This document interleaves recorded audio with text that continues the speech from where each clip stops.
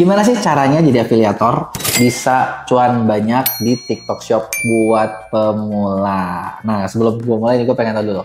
Siapa di antara kalian yang nonton video ini sekarang udah mulai jadi afiliator? Apakah di TikTok, apakah di Shopee? Coba tulis di komen ya. Dan kasih tahu gue kalian jualannya di mana gitu ya. Kenapa? Karena ya sebenarnya ya ini kan topik afiliator bisa dibilang sesuatu yang seru banget. Dan sih karena gini, lo lihat banyak banget orang yang bisa dibilang hidupnya berubah. Cuma dengan jadi afiliator TikTok. Benar nggak? Cuma dengan affiliate Shopee. Yang kalau kata orang tuh kerjaannya kayak apa ya, kayak pesugihan, bener nggak? Kayak nyara tuyul di rumah nggak kemana-mana, tapi kok duitnya ada terus gitu loh, dapat terus gitu kan. Nah, tapi kalau kita lihat enaknya banyak, tapi banyak juga nih yang stres, yang mau menyerah, karena ternyata gak segampang itu. Belum lagi kayak berapa lama pertama tuh kayak kita bikin konten gitu, terus kita ngomong depan kamera, depan handphone, gak ada yang lihat, gak ada yang ngapa-ngapain, terus kayak setengah gila ya. Bener gak sih? Ya, nah belum lagi banyak banget kan masalah-masalah yang dialamin kayak susah pecah telur, susah juga view-nya mentok dan lain sebagainya. Terus gimana nih caranya biar misalnya konten kalian tuh ya ibaratnya kita nggak ngomong langsung ngasilin cuan banyak. Karena gini, basicnya simple banget. Kalau kalian mau dapat komisi besar, komisi, inget nih ya, rumus nih ya, komisi besar itu simple. Lo mau komisi gede, pertama itu berarti produk yang lo lihat, trafficnya harus gede dulu. Produk yang trafficnya gede berarti harus ada view yang besar dulu, bener nggak? View yang besar berarti harus ada konten yang oke dulu. Nah, ini semua nyambung.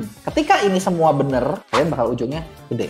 Tapi kalau misalnya, contoh, kalian mau komisi besar, terus kalian kontennya dikit, kontennya nggak berkualitas, ya udah nggak mungkin nggak nyambung, bener nggak? Jadi ada apa ya?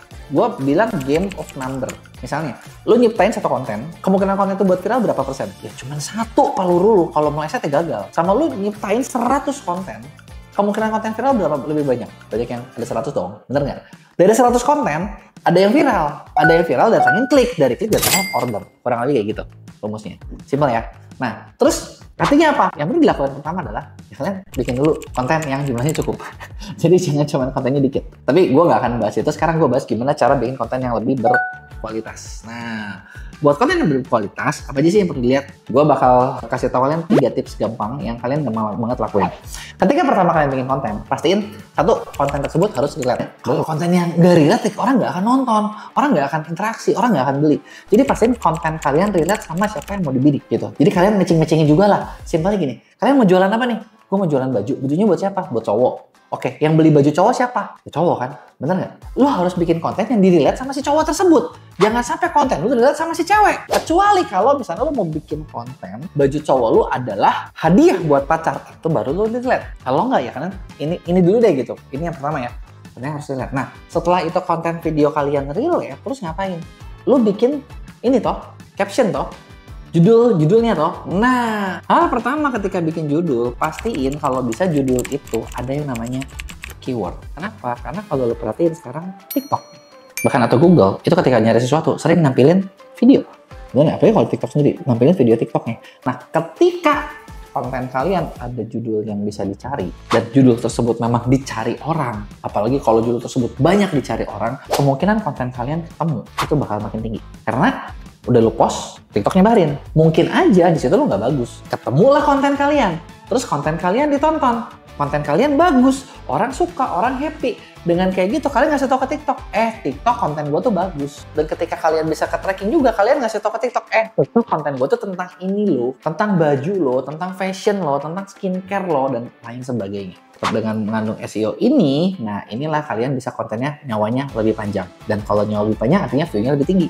Bahkan kalau kalian beruntung, gue pernah ketemu satu toko yang ordernya banyak banget, cuman dari satu produk. Cuman gara-gara ada satu videonya, itu salah satu posisi top 3 di pencarian. Terus yang lainnya gimana?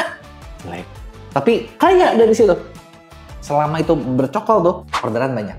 Cukup toh? Bener nggak? Lebih cukup lagi kalau semua orderan, semua keyword lo kuasai, wede, jadi sultan dah itu.